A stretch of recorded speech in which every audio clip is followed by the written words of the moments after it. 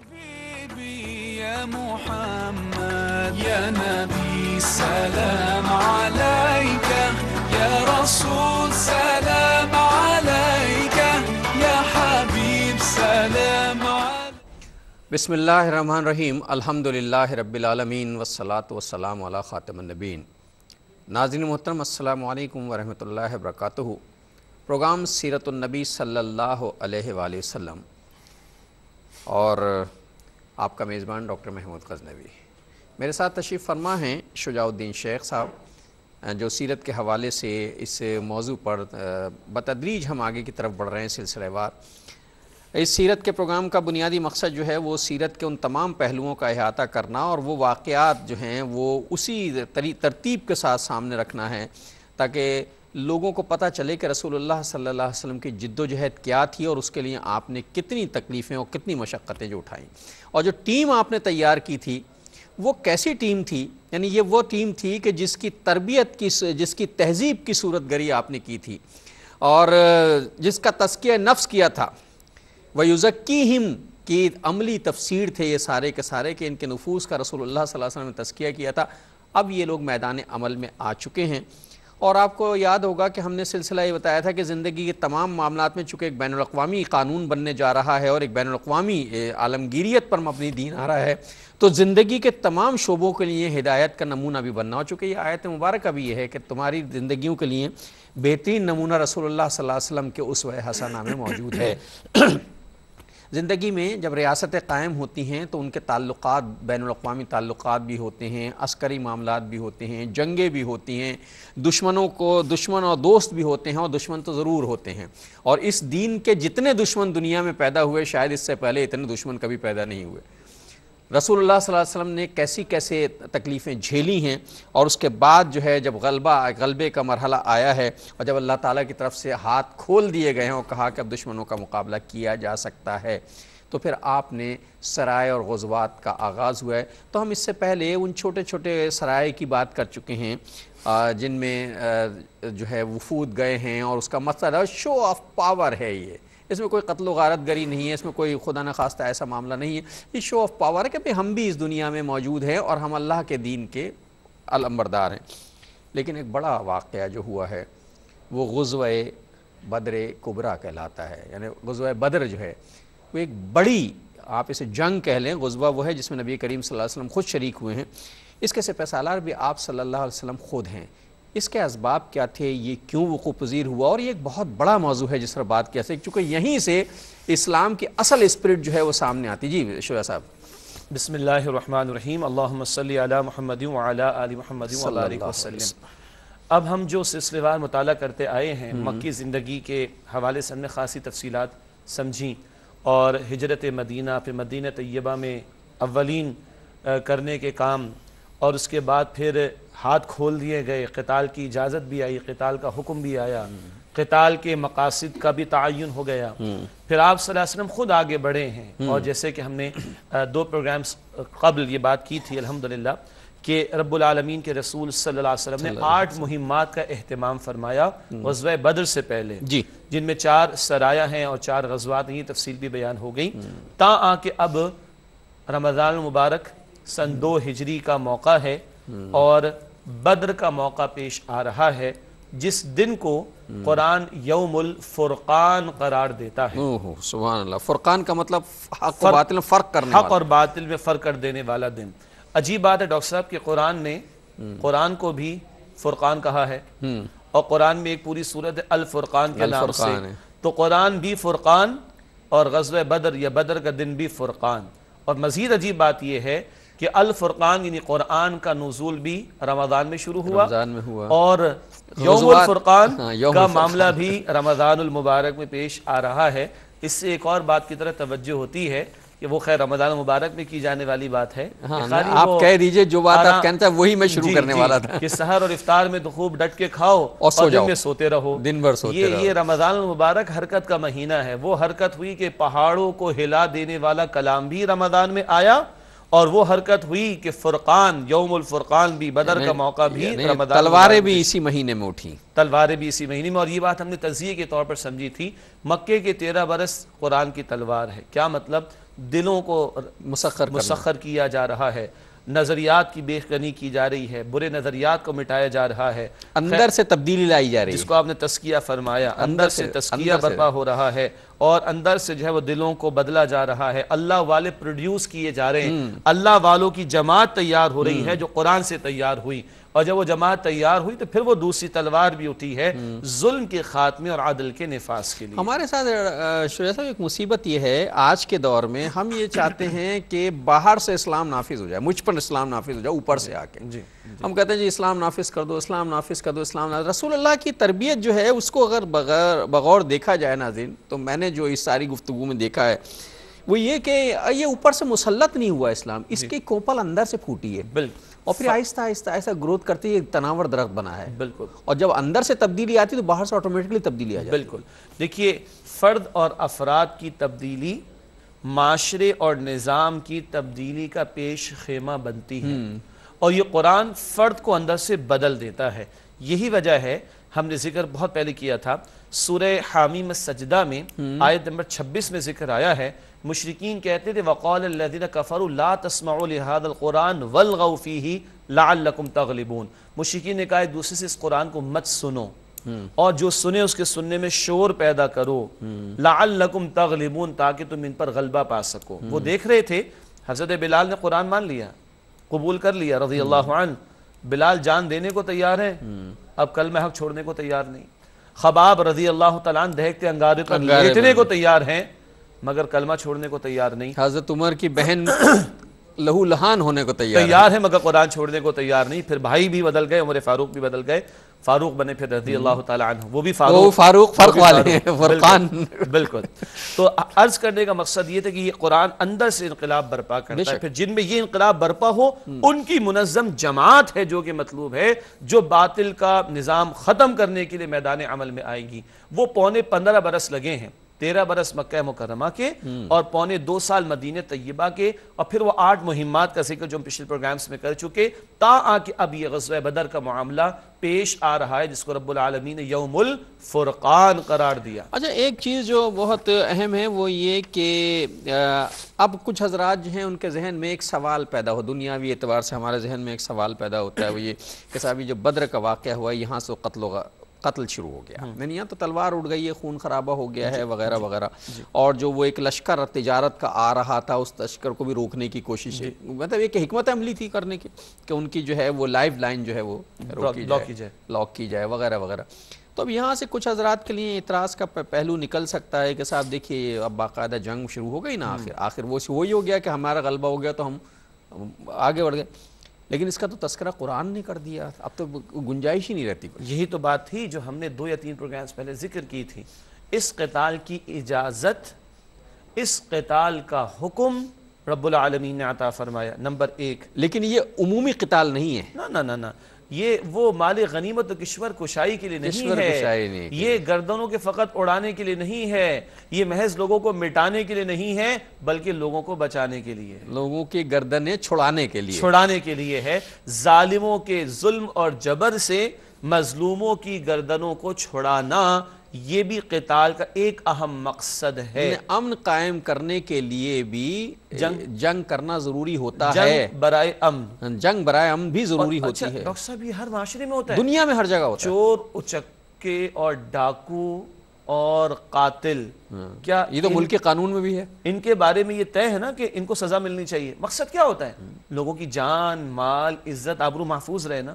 اللہ ایک بڑے پرسپیکٹیو میں بات سمجھاتا ہے کہ وہ ظالم اور جابر جو لوگوں پر اپنا قانون مسلط کرنا چاہتے ہیں اور اپنی خواہشات کے غلام بن کر جو لوگوں کو لوٹ کر اپنی تجوریاں بھرنا چاہتے ہیں، اللہ ایسے چور، اچکوں اور ڈاکوں اور ظالموں سے نجات دلانے کے لیے ہمیں حکم دیتا ہے. اچھا صاحب ایک ذرا ہمارے تضاد ذرا ملاحظہ فرمائیے. جب اسلام کے لیے، جب دین کے غلبے کے لیے، جب مظلوموں کی دادرسی کے لیے، جب اللہ کا نظام قائم کرنے کے لیے آپ ہتھیار اٹھا لیں تو آپ ظالم ہو جاتے ہیں. آپ دہشت گرد ہو جاتے ہیں، آپ جو ہیں وہ انتہا پسند ہو جاتے ہیں، شدت پسند ہو جاتے وغیرہ وغیرہ، فنڈامنٹلسٹ ہو جاتے ہیں، آپ پتہ نہیں کیا کیا ہو جاتے ہیں۔ بھئی یہی کام تو حکومتیں کر رہی ہو، جب حکومتیں تو حکومت سے مطالبہ کرتے ہیں آپریشن کرو، مقابلہ کرو، انہیں ختم کر دو، وہی بات تو کہہ رہے ہوتے ہیں ہم سوسائٹی۔ اور یہ جو دنیا کی بڑی طاقت ہے یہ کیا کر رہی ہیں؟ آپریشن کر رہے، کبھی 15 لاکھ کو شہید کر دینا، کبھی 10 لاکھ کو شہید کر دینا، کبھی لاکھوں کو ہجرت پر مجبور کر دینا، یہ کون سی جناب وہ اخلاقیات ہے؟ یہ کون سا امن ہے؟ کتوں کے لیے تو جو ہے وہ ٹریفک بھی رک جاتا ہے اور لاکھوں کی جانیں ضائع ہو جائیں تو کوئی پوچھنے والا نہیں ہے۔ یہ جو ڈبل سٹینڈرڈز ہیں، یہ جو تضادات ہیں، یہ جو ظالموں و جابروں کی پالیسیز ہیں، ان کو ختم کرنے کے لیے بھی ہمارا دین شرائط کے ساتھ قتال کا حکم دیتا ہے۔ اور بات آپ نے بالکل دو ٹوک فرما دی پہلے ہی، جب اللہ نے حکم دیا ہے بس ختم ہو گیا، اور اللہ نے مقاصد متعین کیے ہیں تو جو اس پر اعتراض کرے وہ اپنے ایمان کی خیر منائے۔ ہاں لیکن مقاصد کا تعین قرآن نے کر دیا، اب یہ نہیں کسی کو اللہ نے کہہ دیا تو ہم تلوار لیں اور نکل کھڑے ہوں۔ جی، ہمیں جب اللہ نے کہہ دیا، اس کا مطلب یہ نہیں ہے قطعی۔ مسلمانوں کی ہر جنگ فی سبیل اللہ نہیں ہوتی، ہاں یہ بات ذہن میں رہنی چاہیے۔ مسلمانوں کی ہر جنگ فی سبیل اللہ نہیں ہوگی، مسلمان جب بھی لڑے وہ فی سبیل اللہ نہیں ہوگا، بلکہ متعین کیے گئے مقاصد کی خاطر اگر کبھی جنگ ہو شرائط کو پورا کرتے ہوئے تو ہمارے رب نے اس کا حکم دیا۔ ایک اور بات میں عرض کر دوں، رب یہ نہیں چاہتا کہ بندوں کی گردنیں اڑائی جائیں، بے شک یہی وجہ ہے، وہ تو اپنے نہ ماننے والوں کی بھی تحفظ کی ضمانت ہے۔ بالکل یہی وجہ ہے کہ نبی پاک صلی اللہ علیہ وسلم نے حتی الامکان اس کو اوائڈ کیا ہے، اور ہم تجزیہ کر دیں گے انشاءاللہ آگے کہ کل کیجولیٹیز اہل ایمان کی طرف سے شہادتیں کتنی ہوئیں اور کفار کتنے مارے گئے۔ یہ 2000 بھی نہیں بنتے۔ اصل کیجولیٹی تو ہوتی ہیں زمینیں، خطے، ریاستیں فتح کرنے کے بعد، جی، اور مسلمان بڑے فاتحین رہے ہیں بالکل، اور فتح کرنے کے بعد مسلمانوں کا جو دنیا، مطلب مسلمانوں سے مراد اسلام کا جو رویہ فاتح ہونے کے بعد رہا ہے وہ ساری دنیا کے سامنے، اور اس غلبہ اسلام کے بعد ماضی کی سینکڑوں مثالیں موجود ہیں۔ کافروں نے اسلامی حکومتوں کے تحت رہنا گوارا کیا ہے، کافروں کے تحت رہنا گوارا نہیں کیا۔ کافروں نے کیوں؟ انہیں معلوم تھا کہ جو حقوق اسلام کی حکومت میں ہمیں ملیں گے وہ ہمیں کافر بھی نہیں دے سکتے۔ وہ ذات پات کے، وہ نسل کے، وہ چھوٹے بڑے، یہ قوم کے، وہ اچھوت ہے اور یہ فلاں ہے، یہ سارے معاملات جو ہیں وہ اسلام کے دیکھتے ہیں۔ یہاں پیغمبر بھی، مطلب پیغمبر کتنے اونچے خاندان و گھرانے کا، قریش کی قبیلے کے اور ایسے معزز گھرانے کا پیغمبر، اور حبشہ سے آیا ہوا ایک غلام، دونوں ایک ساتھ بیٹھے ہوئے ہیں اور دونوں ایک ہی پیالے میں پانی پی رہے ہیں، اللہ اکبر کبیر، دونوں ایک ہی برتن میں کھا رہے ہیں۔ غلام جو ہے وہ اونٹ پر سوار ہے اور باریاں لگ رہی ہیں کہ ایک مرتبہ غلام بیٹھا ہوا، ایک مرتبہ آقا بیٹھا ہوا۔ بالکل، یہ اسلام کا اور آخری مرتبہ غلام اونٹ پر ہے، سیدنا عمر فاروق جو ہے وہ نیچے۔ یہ ہے اسلام کا کلچر، یہ ہے اسلام کی تہذیب، یہ ہے وہ تبدیلی جس کے لیے اسلام اور صاحب اسلام رسول اللہ صلی اللہ علیہ وسلم نے ساری زندگی اپنی لگائی، اور اسی کے لیے میدان بدر تک پہنچے تھے۔ اس غزوے کے اسباب کیا تھے؟ یہ شروع کیسے ہوا؟ جی دیکھیے، آپ کو یاد ہوگا کہ ہم نے 2 ہفتے قبل اپنے پروگرام میں ذکر کیا تھا غزوات السرایا کے حوالے سے۔ یہ مہمات تھیں، اور وہ جو ان کی تجارت جو چلتی تھی، رحلۃ الشتاء والصیف، وہ تجارت جو چلتی تھی جس روٹ پر، جس شاہراہ پر، اس کو رسول پاک علیہ السلام نے اب بلاک کیا۔ خود آپ آگے بڑھے ہیں اور آپ نے میسج دیا کہ اب ہم تیار ہیں، so don't take us easy, اب ہمیں آسان نہ سمجھنا، اور کچھ دستے آپ نے روانہ کیے ہیں۔ انہی میں ایک تجارتی قافلہ چل پڑا تھا ابو سفیان کی زیر قیادت، جو ابھی ایمان نہیں لائے۔ ہم رضی اللہ تعالیٰ عنہ کہیں گے چونکہ بعد میں ایمان لائے، ابھی ایمان نہیں لائے۔ تو ابو سفیان کی قیادت میں ہم فتح مکہ کے بعد رضی اللہ تعالیٰ عنہ، رضی اللہ تعالیٰ عنہ کہیں گے، ابھی نہیں کہیں گے ناظرین، گو کہ وہ صحابی ہیں، لیکن فتح مکہ تک کے واقعات میں ہم بیان کرتے رہیں گے، ان کا نام ہی لیں گے، اس کے بعد پھر رضی اللہ تعالیٰ نے۔ تو یہ بعد میں ایمان لائے ہیں، لیکن ابھی مشرک ہیں اور قیادت کر رہے ہیں، اور یہ ابھی شام کی طرف قافلہ جا رہا ہے، اور اس میں یوں کہیے کہ آپ صلی اللہ علیہ وسلم کا ارادہ ہوا کہ ان تک پہنچے، مگر یہ قافلہ نکل گیا۔ اب جب یہ قافلہ واپس آ رہا ہے تو آپ صلی اللہ علیہ وسلم کا ارادہ تھا، صحابہ کرام کا ارادہ تھا، انہیں خطرہ ہو گیا کہ اب تو ہم مال تجارت لے کر آ رہے ہیں، لوٹ لیے گئے تو بہت بڑا خسارہ نقصان ہو جائے گا۔ آج انہوں نے خبر بھجوائی ہے مکے والوں کو، مکے میں خبر بھجوا دی کہ مسلمانوں سے ہمیں بچاؤ، ہمارے لشکر کو بچاؤ، یہ ہم پر حملہ آور ہونے والے ہیں، ہمارے خلاف اقدام کرنے والے ہیں۔ چنانچہ ادھر پھر ابو جہل نے نعرے لگائے اور لوگوں نے نعرے لگائے، اور اب مشرکین کا 1000 سے زائد کا لشکر کم و بیش وہ تیار ہو رہا ہے مسلمانوں کے خلاف اقدام کرنے کے لیے۔ ناظرین، یہ غزوہ بدر کا واقعہ جو ہے یہ بہت ہی اہم ہے اور بہت دلچسپ بھی ہے۔ دلچسپ اس حوالے سے کہ دیکھیے جو ابھی بتایا ہے کہ قافلہ آ رہا ہے اس کے اور وہاں جو ہے تیاری ہو رہی ہے اور اعلان ہو گیا، بگل بج گیا جنگ کا۔ اب ذرا اس پہ میں بات کرنا چاہتا ہوں لیکن ایک وقفے کے بعد۔ السلام علیکم ورحمۃ اللہ وبرکاتہ، ویلکم بیک ناظرین۔ وقفے کے بعد پروگرام میں آپ کا خیر مقدم ہے۔ بات یہ ہو رہی تھی کہ قافلہ ابو سفیان کی قیادت میں نکل گیا تھا، واپس آیا تو بڑا مال و متاع لے کر آیا ہے، اور اس کے پاس بہت اونٹ تھے، بہت سامان تھا، سونا بھی تھا بہت زیادہ۔ خیال یہ تھا کہ اس کو روک لیا جائے گا، اسے یہ سنگن مل گئی تھی۔ اس نے اپنے پہلے ہرکارے بھیج رکھے تھے، جاسوس، جنہوں نے اسے اطلاع دے دی تھی کہ اس طرح کے ارادے لگتے ہیں۔ انہوں نے مکہ میں میسیج بھیجوا دیا اور مکہ سے پھر دہائی دی کہ صاحب آپ لوٹ لیے جائیں گے اور معیشت تباہ ہو جائے گی اور تم برباد ہو جاؤ گے۔ چنانچہ مکہ میں ایک ہرکارہ مقرر کیا گیا جس نے مکہ میں جا کے اونٹنی کے پیٹ پر کھڑے ہو کر، جو روایت تھی عرب کی کہ اس نے قمیض پھاڑ لی اپنی اور اپنا سب اونٹنی کی ناک پہ جو ہے وہ کیچڑ مل دی اور وہاں کھڑے ہو کر اس نے آواز دی، اور عربوں کی روایت تھی مدد کے لیے پکارنے کے لیے کہ ہم بے یارو مددگار، کہ مدد کرو ورنہ مسلمان جو ہیں وہ تباہ و برباد کر دیں گے وغیرہ وغیرہ۔ تو اس طرح جو ہے یہ وادی مکہ سے پھر ایک لشکر تیار ہونا شروع ہوا مسلمانوں، یہی ہوا تھا جی بالکل۔ جی پھر کیا ہوا؟ بسم اللہ الرحمن الرحیم۔ تو ایک طرف تو یہ ابو سفیان ان کا قافلہ واپس آ رہا ہے اور ان کو سنگن مل گئی، تو انہوں نے وہاں ہرکارے دوڑا دیے مکہ میں کہ وہاں ابو جہل وغیرہ کو سب کو پتہ چل جائے، اور اب وہ لوگ ویسے خار کھائے بیٹھے تھے، ویسے ہی تو بہانے ڈھونڈ رہے تھے۔ اب انہوں نے اعلان کیا کہ اب ہم نے مسلمانوں کے خلاف چڑھائی کرنی ہے، جس سے ایک بات معلوم ہوئی کہ اس زمانے میں یہ جاسوسی اور اس کا پورا نیٹ ورک موجود تھا اور بڑا بہت کمپریہنسو تھا، بہت جامع نیٹ ورک تھا، بالکل۔ یعنی کہ پل پل کی خبر وہاں مل رہی تھی۔ ایسا نہیں کہ گاؤں دیہات اور صحرا کا معاملہ ہے، موبائل نہیں تھا، انٹرنیٹ نہیں تھا، لیکن کمیونیکیشن بہت اسٹرانگ تھا۔ صحیح ہے جی۔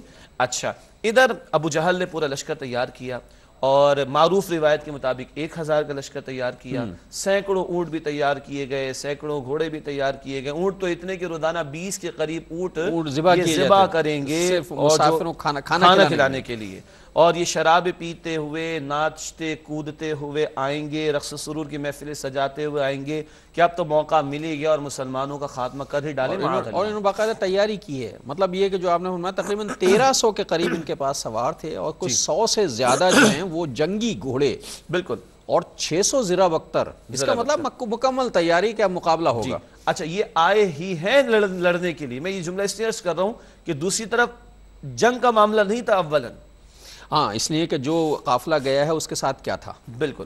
تو آپ صلی اللہ علیہ وسلم کو اب یہ سنگن مل گئی، جاسوسی کے نیٹ ورک تو موجود ہے، آپ صلی اللہ علیہ وسلم مطلع ہیں کہ کیا کچھ ہونے لگا ہے۔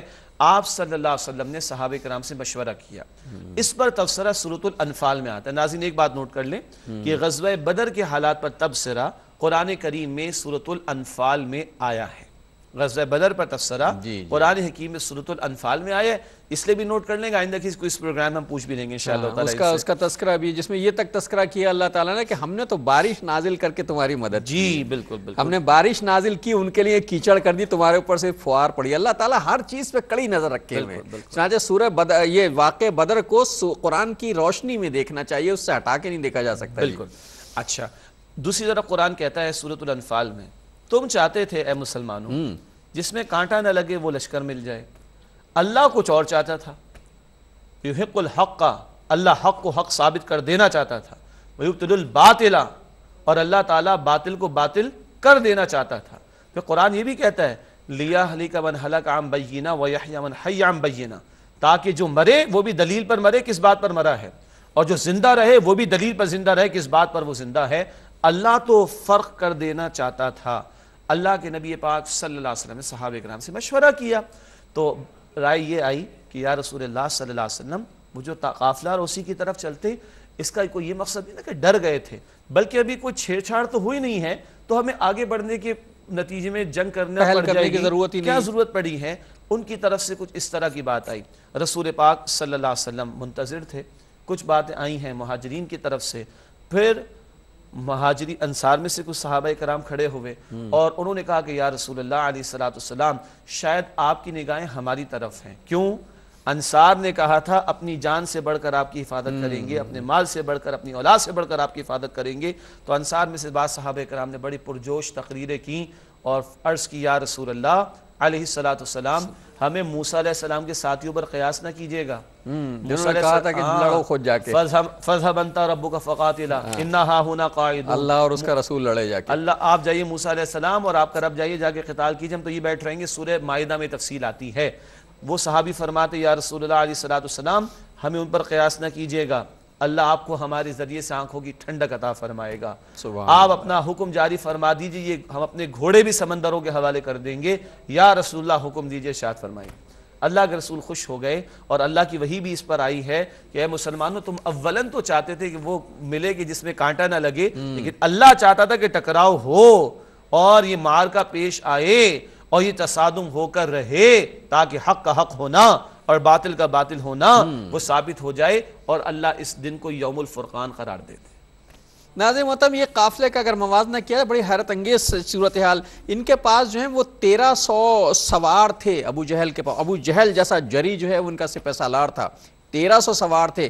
مسلمانوں کے پاس ٹوٹل 313 تھے. ٹوٹل 313. ان کے پاس جو اس میں مہاجرین اور انصار دونوں شامل تھے اور 313 میں سے 82 جو ہیں وہ انصار مہاجر تھے اور باقی سارے کے سارے جو ہے وہ انصار تھے جن کا تذکرہ بھی آپ نے فرمایا.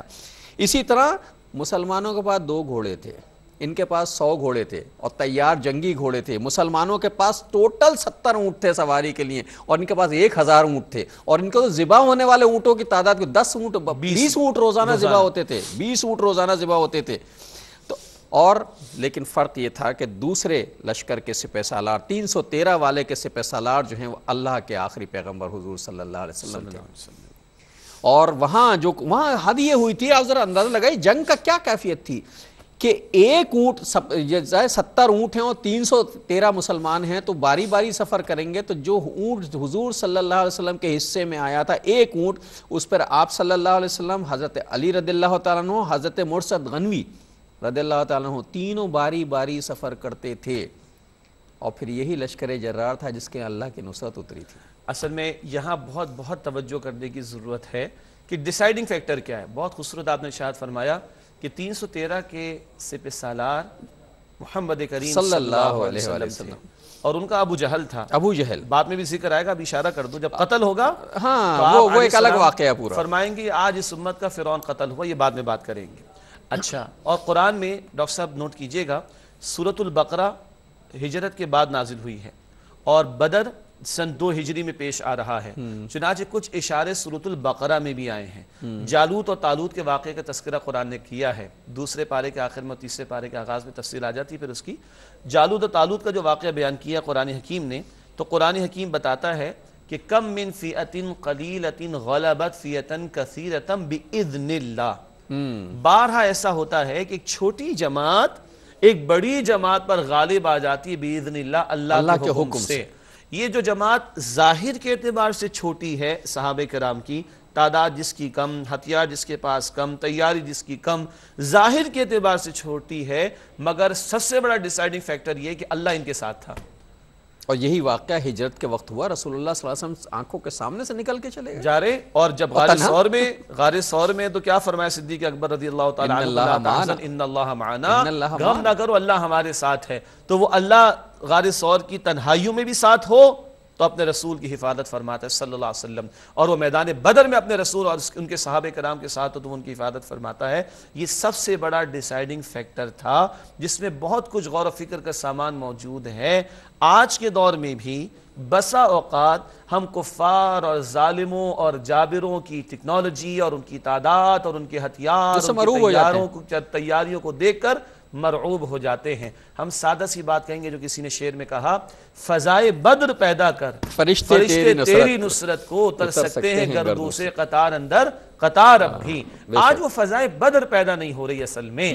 آج ایمان والوں کا توکل اور اعتماد اللہ پر پیدا نہیں ہو رہا. آج ایمان والوں کی نگاہ مسبب الاسباب اللہ کی طرف نہیں جا رہی. اس لیے معاملہ گڑبڑ ہوا ہے. دیکھیے ایک چیز اور بھی ہو رہی ہے جو میں سمجھ رہا ہوں یا سمجھ سکا ہوں، یہ کہ دیکھیے وہاں جو بدر میں ہم ایک چیز دیکھتے ہیں، وہاں ایک معاملہ بھی ذرا مختلف سا ہے. مثلا وہاں جو بھی ظاہری اسباب ہیں وہ لے کے پہنچ گئے، جو بھی حکمت ہے، مطلب جاسوسی کی حکمت اختیار کی ہے، ظاہری اسباب ہے بالکل ہے نا، کی ہے، باقاعدہ جاسوسی کروائی ہے. پھر لشکر مکہ کے بارے میں اہم معلومات لمحے لمحے کی آ رہی ہیں اور اس کا ایک نیٹ ورک پورا بنایا گیا ہے.